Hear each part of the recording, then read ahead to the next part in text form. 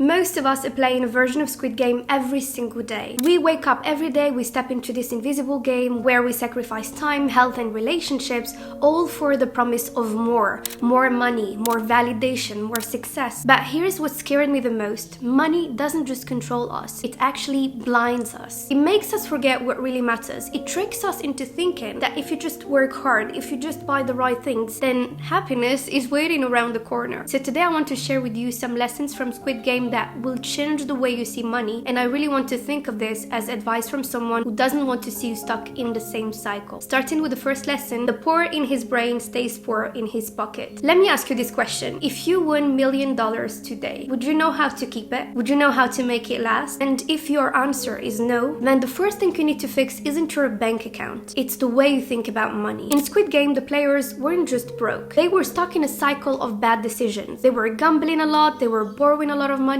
and believed that one big win would magically fix their lives. But even if they had won the prize, most of them will end up broke again, because money doesn't fix poor habits. It doesn't fix the way you think. And you've probably heard stories about people who win the lottery, but then they lose it after a few days, few months, few years, because they never learned how to manage money. They don't know how to save it. They don't know how to make it grow. So money is just a tool. But if you don't know how to use it, it will control you instead of the other way around. And now I'm gonna ask you two questions.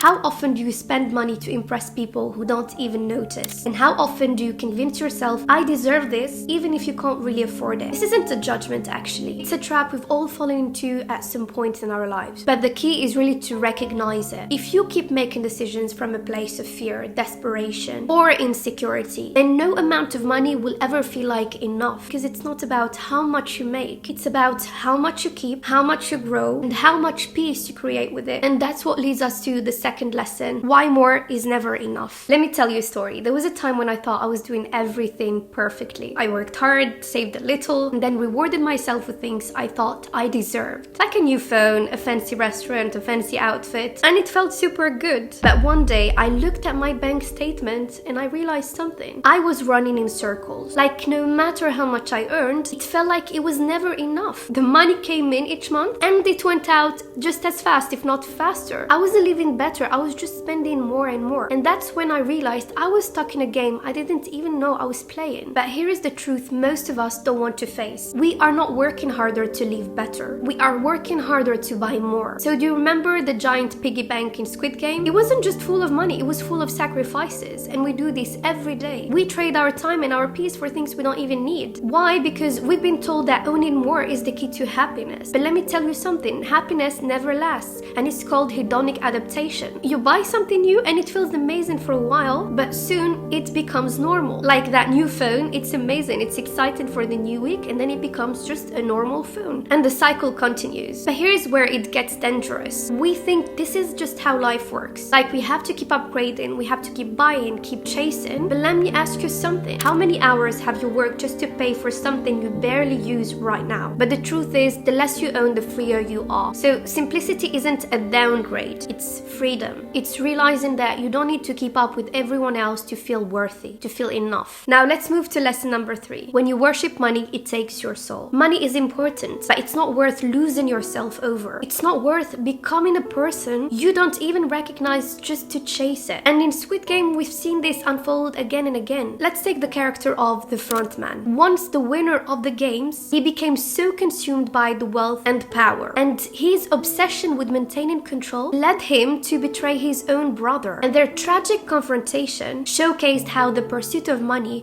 can destroy family bonds and moral integrity. And if we take the Golden Boys too, who was once his family's pride, by the end of the game, he wasn't the person they admired, because his obsession with winning made him betray his closest allies, people who really trusted him. So he sacrificed his humanity all for money. Now, these aren't just some fictional moments. They're reflections of real life. But let me make one thing clear. Money is not evil. But when it becomes the only thing you care about, it takes everything away. So here is what you need to remember. The people who really care about you, they don't care about how much money you make. They don't care about the car you drive. They don't care about the size of your bank account. What they care about is you. Like, you can always make more money, but you can never get back the people you lose or the moment you missed while chasing money. So never let money blind you. Don't let it make you forget what truly matters in your life. Lesson number 4, don't put all your eggs in one box. In Squid Game, there was one lesson that really stands out: the power of diversity. If you remember the tug-of-war game, on the surface, it seemed like brute strength would win, but the team with the best chance of survival didn't rely solely on strength. They had different types of people. We had young, old, strong, strategic, and if you remember, it was the elderly man who gave them the winning strategy. So he used his experience to guide the group, and it really worked at the end. But without him, their physical strength alone wouldn't have been enough. So what's the lesson here? It's quite simple. If you only bet on one thing, you are gambling with your future. But when you diversify, whether it's with your finances, your relationships, you create a safety net. You give yourself options. So in finance, for example, don't rely on just one job, one source of income, because as you know, life is unpredictable. And if that one source fails, you could lose everything. So you have to grow your money beyond a one single paycheck. In teams too, don't surround yourself with people who think exactly the way you think. The most successful teams are made up of individuals with different strengths, different perspectives, different ideas. And together, they see opportunities, they see solutions that one person alone might miss. Now, lesson number 5, if it's too good to be true, it's a scam. The world is full of people who want to sell you a dream. And they will tell you, buy my course and you will be rich in 30 days. They will flash their luxury cars, their rented houses, and fake success stories, promising that you can have it all if you simply follow their blueprint. So here's the truth no one tells you. Most of these people, they don't care about your success, they care about your wallet, because there are no shortcuts to success.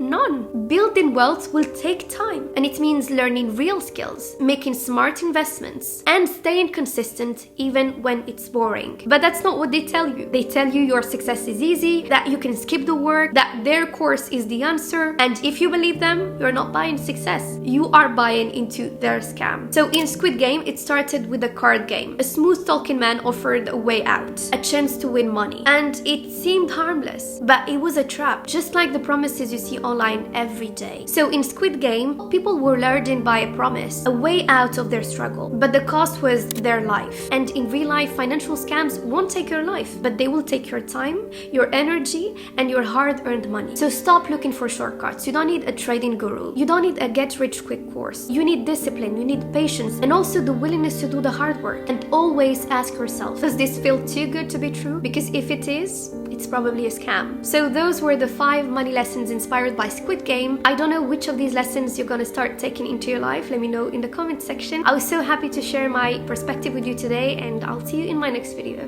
Bye!